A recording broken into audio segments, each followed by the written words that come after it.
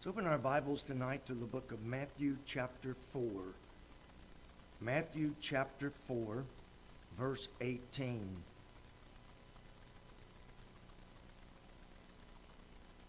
And Jesus, walking by the Sea of Galilee, saw two brethren, Simon called Peter, and Andrew his brother, casting a net into the sea, for they were fishers. That's not the verse I was looking for. Yes, it is.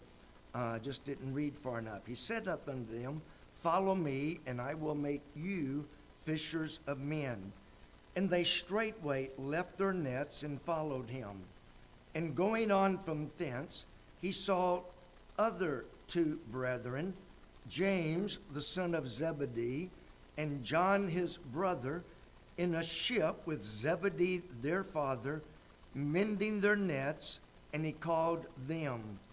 And they immediately left the ship and their father and followed him. And Jesus went about all Galilee, teaching in their synagogues and preaching the gospel of the kingdom and healing all manner of sickness and all manner of disease among the people. And his fame went throughout all Syria, and they brought unto him all sick people that were taken with divers diseases and torments, and those which were possessed with devils, and those which were lunatic, and those that had the palsy, he healed them. And there followed him great multitudes of people from Galilee and from Decapolis, and from Jerusalem, and from Judea, and from beyond Jordan. I would call your attention to verse 21. He saw other two brethren, James the son of Zebedee, and John his brother. Father, we come again tonight. And Lord, first and foremost, I pray that you would give me the physical strength to continue to preach. And I pray that you would give me the spiritual strength that I need. May, Lord, our goal, our purpose, our aim, everything be to encourage people to serve you and to exalt Jesus Christ. We pray these things in his name. Amen. As I said this morning, there are many different Jameses in the Bible. In fact, you don't find the word James till we get to Matthew. So there's several different James in the New Testament. Sometimes it's really difficult to tell which James he's talking about. You know, in the cases we're going to look at, it's James the son of Zebedee, James the brother of John, or James John his brother. There are a few cases where he is not identified by his father or his brother, but the context makes it fairly clear that this is one and the same James. As I said, one of the Jameses, the James we're going to look at tonight, is James, the son of Zebedee, and the brother of John. Now, if, and I put a big if there, if I have all of my Jameses straight, I want to look at a few things we know about James. Some things are absolutely him, and then some other things that we can take a little liberty with, use some assumptions and use some illustrations, and then I want to see how all of that compares to you and I. First of all, what do we know about James, the brother of John? He is frequently referenced in the Bible. 6 times he's referenced as James, the son of Zebedee. And 6 times he's referenced as James, whose brother was John, or James, the brother of John. But in at least 12 cases, he's always identified by his relationship to someone else. He is always referred to first. I didn't realize this in all the years. I never realized that anytime you read James and John, James is always mentioned first. When Jesus took the three up to the Mount of Transfiguration, it was Peter, James, and John. In every reference where it's clear, it's always James first and then John second. Now, if we know much of anything about, Bible references and Bible, the first use of a word, the first illustration, we would have to say that James was the older of the two boys. We don't know how much, but he was older than his younger brother John.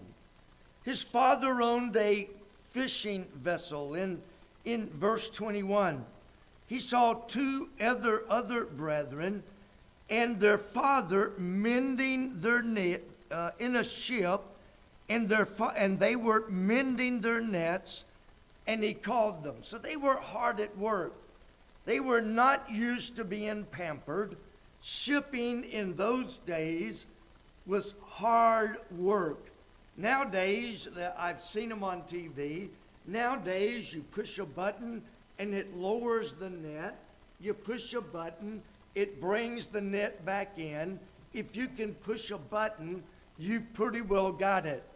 In those days, they didn't have buttons. If you wanted to throw the net, you had to pick the net up, a couple of you, and throw it overboard. Some of those nets could weigh a couple of 100 pounds.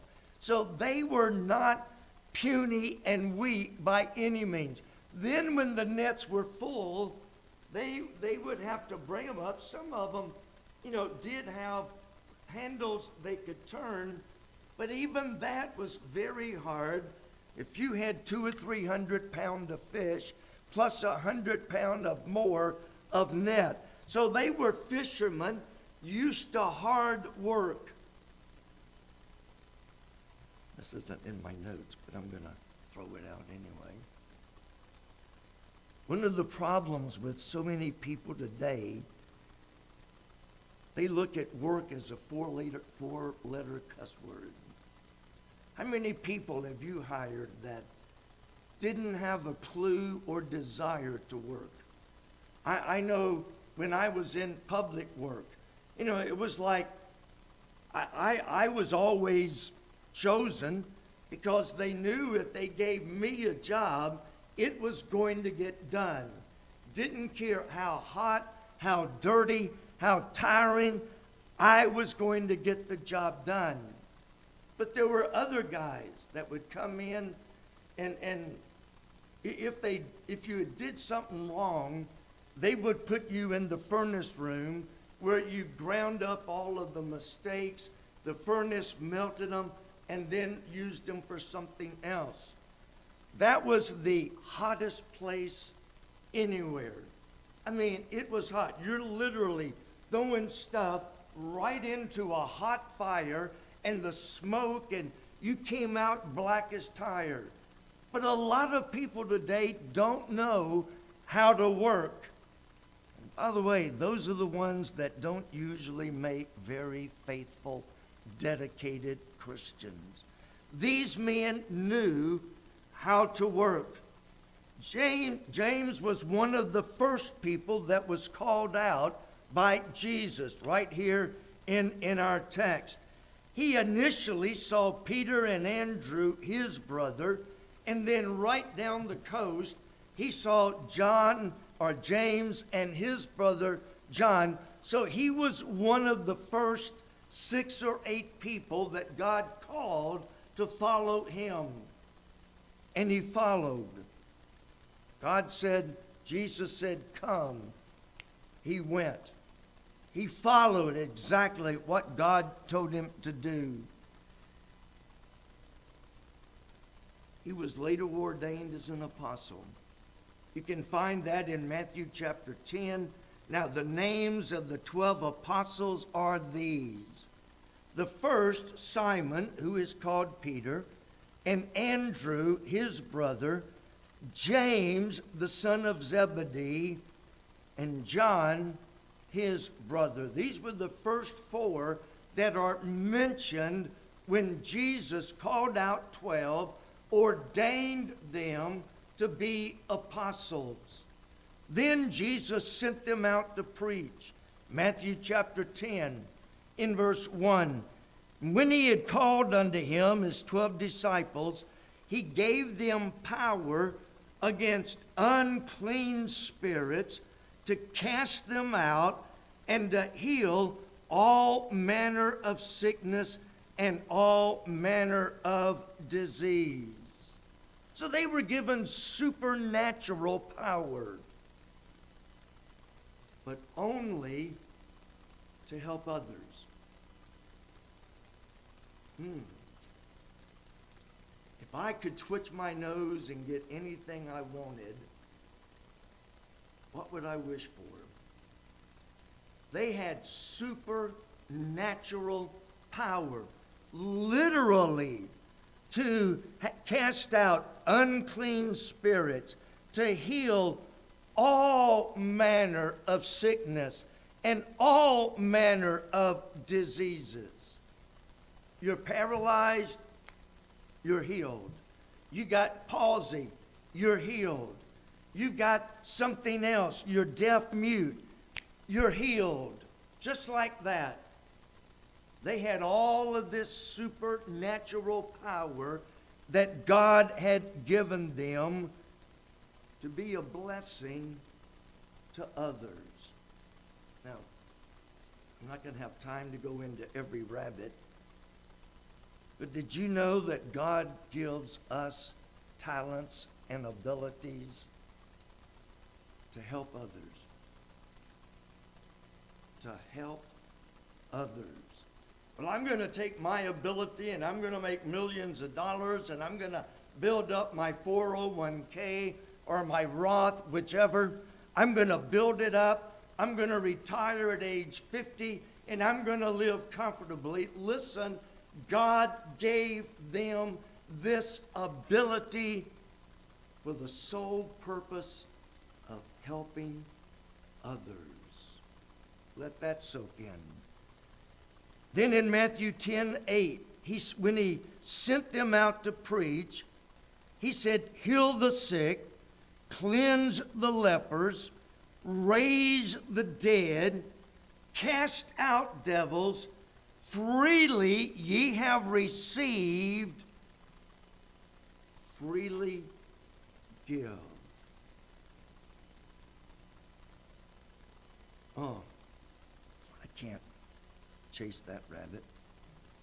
Freely you have received, freely give. Well, I didn't receive it free.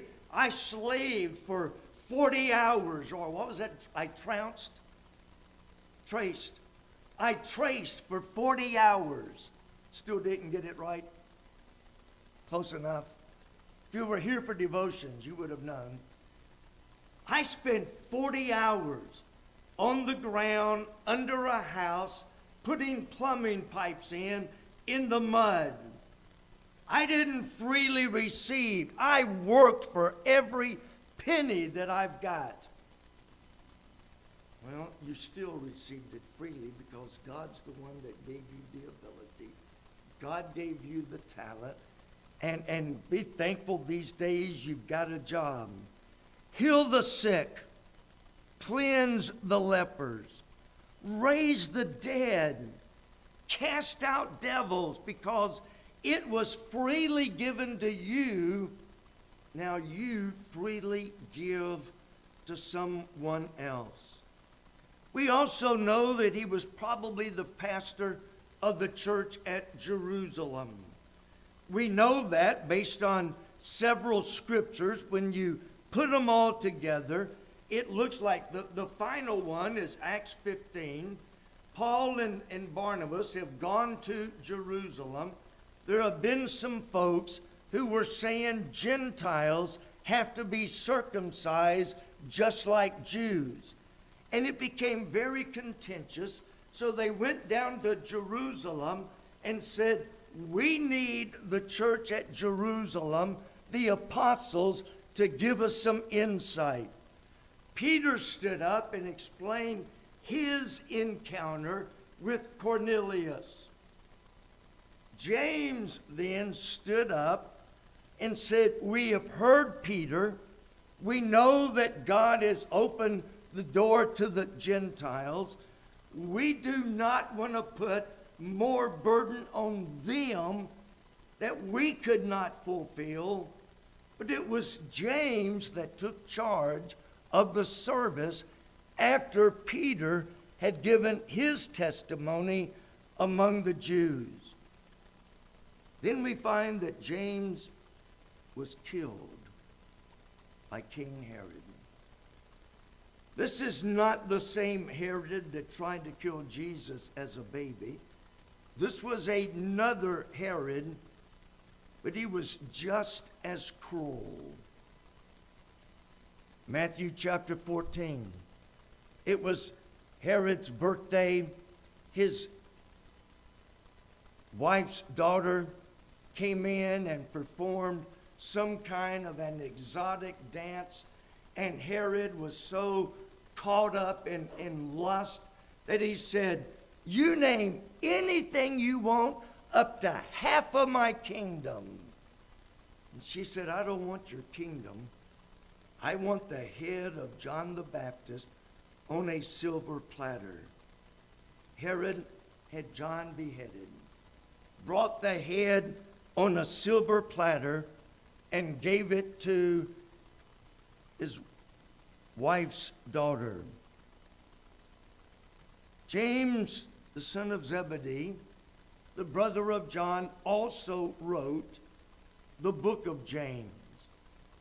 Now, I know scholars are not 100% agreed, but all the evidence I've seen and men that I trust who have done diligent research have all concluded James wrote the book of James. And he is famous. I mean, in James, his central theme is if you're saved, if you're truly saved, your works will show it. You can read the book of James. You know, he talks a lot about there, but his theme in the book of James was if your faith does not produce works, then it's not saving faith. He died right up at the end serving God. Now, there are some things that we can speculate, and I'll use some illustrations. The Bible nowhere, I want to be very clear, the Bible nowhere tells us anything about what James may have thought in all of the situations he was in. But I've been in some of those situations, so I'm going to share a few things, and I'm not saying this is what James thought, but I'm saying that certainly if he didn't, Satan was pushing hard in these directions. In my early days, and I'm talking 4, 5, 6, 7, in my early days, I was always known as Carl Jr.'s son. I was never Wilbert Ellis. I was always Carl Jr.'s son. You know, oh, who are you? My name's Wilbert Ellis. Oh, you're Carl Ellis's son. No, I'm Wilbert Ellis. No, you're Carl Ellis's son. Now, it wasn't all bad. Go into a store. Who's this boy? Oh, you're Junior Ellis's boy. Why, you know what? You're juniors, boy. Have some candy, have some cookies. It wasn't all bad. But as I got older, it's like I resented being Carl Ellis's boy. It wasn't all bad because when I went to make my first loan to buy a car, I said, I'm Junior Ellis's son. Here, how much do you want? So it wasn't all bad.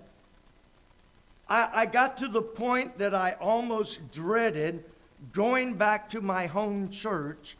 I don't think any of them ever knew my name because even when I had graduated college, been ordained, pastoring a church, I would go back and it was still, oh, you're Junior Ellis's little boy.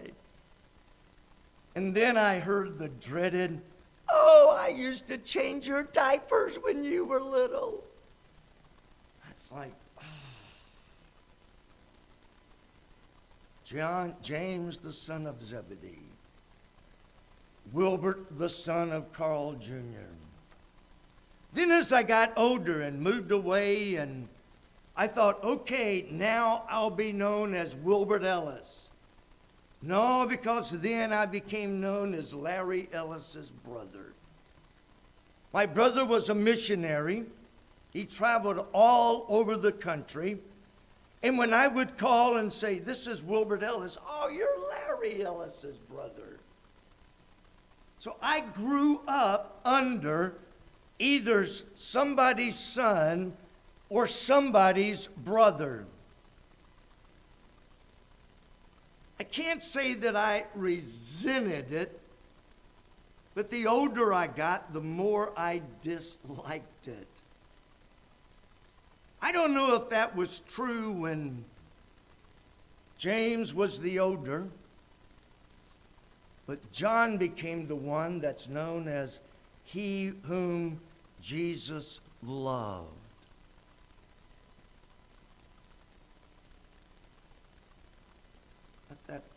The younger kid. I'm the older. I'm the oldest kid. I should be the one that Jesus loved. But no, he passed by me and took my younger brother and made him the disciple whom Jesus loved. In the upper room at the Passover, it was John that laid his head on Jesus' breast. It was John that the other apostles said, hey, ask him who it is that's going to betray him. Now, I'm not saying James was jealous. There's nothing to indicate that he was jealous, but I can tell you the temptation probably was there. I was about 5 or 6 years old, and I'm telling myself tonight, and we grew up Bible Baptist. I had a cousin by the name of David. I could tell you a few more things about him, but I won't. But his name was David. We had a Sunday school superintendent who gave the devotion every Sunday. And every Sunday, he was always talking about David. David this. David did that. David did this. David. The only David I knew was my cousin David. I didn't know about David in the Bible yet, so I'm sitting there. Why don't he ever use me as a reference? It's always David. I can say jealousy is a very, very strong temptation. Peter was always the main spokesman, even though James was the pastor. No indication James ever resented it. Then the question often comes up, why did he have to die and not one of the lesser known people? Why did the pastor of the church have to die? Some might say that, oh, he had his whole life ahead of him. I remember preaching a funeral in Texas. I can't remember if he was 20 or 21 years old, killed in a motorcycle wreck. And of course, his brother and family were members of our church, even though he was not. They asked me to preach the funeral, and I went, and it was like, oh, his whole life was ahead of him. No, it wasn't. No, it wasn't. His whole life was finished, and God said, come on home. I held a funeral for it when we were in Ohio. I think it was about a 8 or 10 little old child. And everybody was saying, oh, he had his whole life ahead of him. His life was finished. That's why God took him home. His whole life was not ahead of him. His whole life was finished. His life was done. He had finished his course. It wasn't as long as some of our courses, but his life was finished. His life was fulfilled. He had lived every minute and every second that God intended him to live. His whole life was not ahead of him. Well, I kind of chased that one a little farther than.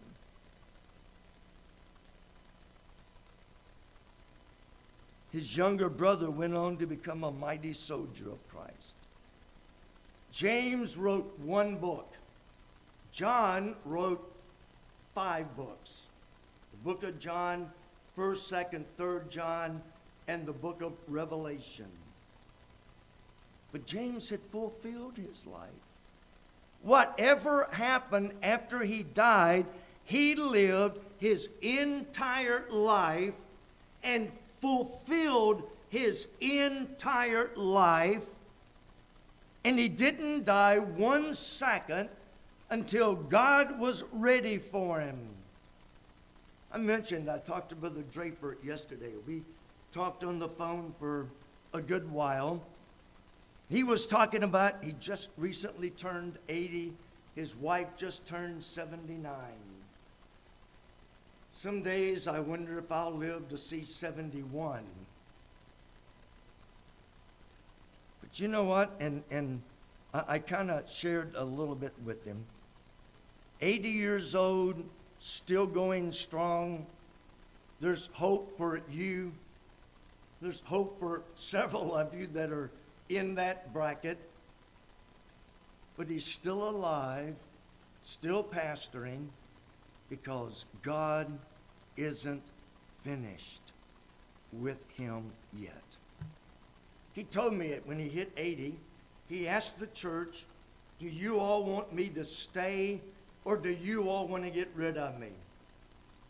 They stood up and gave him a $100 a week raise. And I said, I think you got your answer. They want you to stay.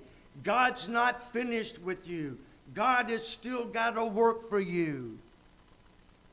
Brother Jerry Asbury, pastor before Brother Draper. Probably my closest, dearest friend. We talked every week, sometimes 3 or 4 times a week. He died several years ago. I think he was younger than I am. He died suddenly. Why did Brother Jerry die young and Brother Draper still going strong at 80? I talked to Brother Lonnie Bennett a couple days ago, this week. He's 83, still going strong. How come he's still going strong at 83?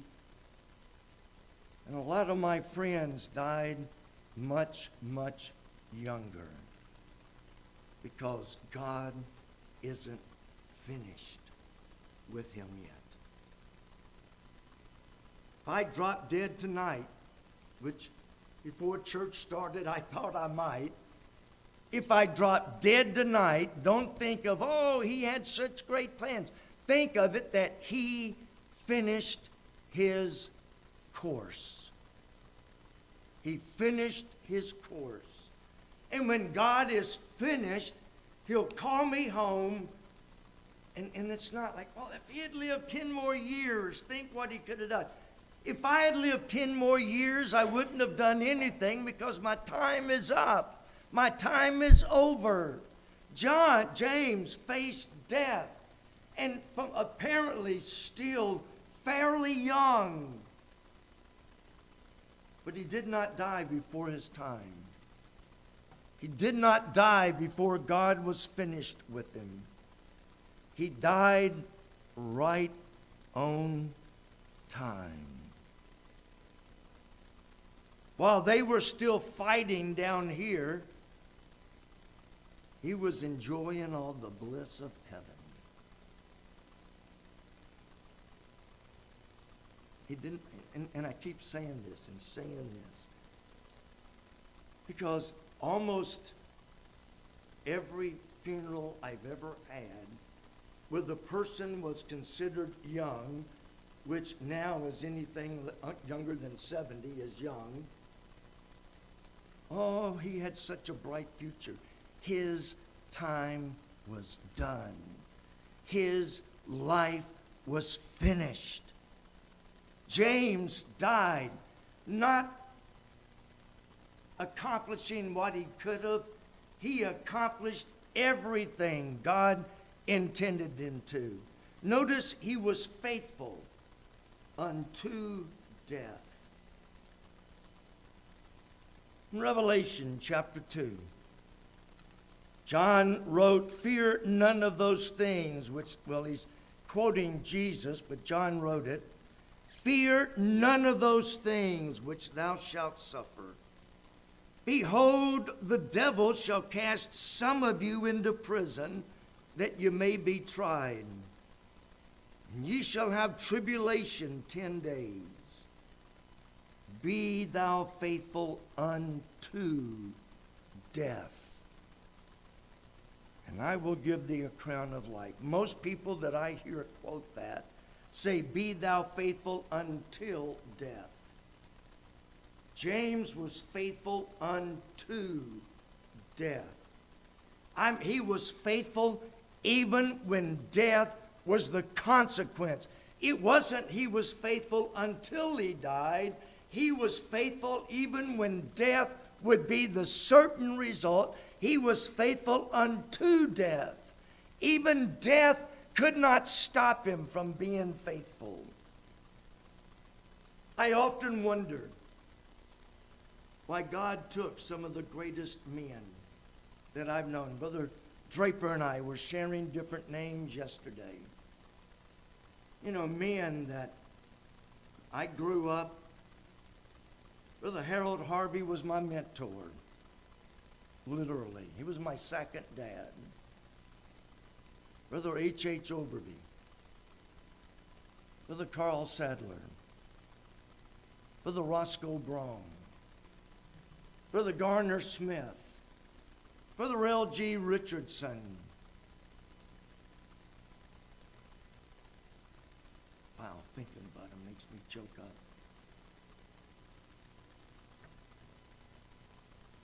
God was finished with him. Brother Harvey died very suddenly, very unexpectedly. But his work was done. Brother L.G. Richardson died under some of the most unusual circumstances you'll ever hear in your life. I've never heard of anybody being killed the way Brother Richardson was. He was a few years older than me, but his time was done. And God said, "Hey, Rich," that's what everybody called him. "Hey, Rich, you're done. Come on up here, son. You fought long enough and hard enough." One of the things I learned in James, it doesn't matter who your family is. John went on to outshine James many times over. It doesn't matter how famous your family is. My dad was known everywhere in Montgomery County, Clarksville, Tennessee. My brother was known all across the country as a missionary. But that doesn't mean that I can take it easy and coast. I must be faithful. What matters the most to you? Earning, working hard, saving, accumulating $1 million, or being faithful unto death? I will be faithful even if it kills me. How many of us would go to the guillotine and lay down our head and be beheaded because we would not compromise? Father, we come.